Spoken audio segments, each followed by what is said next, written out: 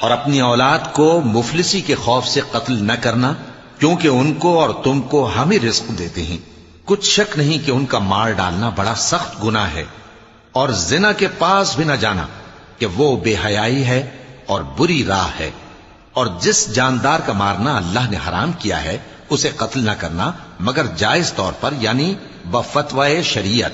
اور جو شخص ظلم سے قتل کیا جائے، ہم نے اس کے وارث کو اختیار دیا ہے کہ ظالم قاتل سے بدلہ لے، تو اس کو چاہیے کہ قتل کے قصاص میں زیادتی نہ کرے کہ وہ منصور و فتح یاب ہے۔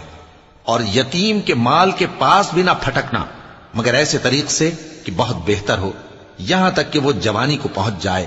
اور عہد کو پورا کرو کہ عہد کے بارے میں ضرور پرسش ہوگی۔ اور جب کوئی چیز ناپ کر دینے لگو تو پیمانہ پورا بھرا کرو، اور جب تول کر دو تو ترازو سیدھی رکھ کر تولا کرو۔ یہ بہت اچھی بات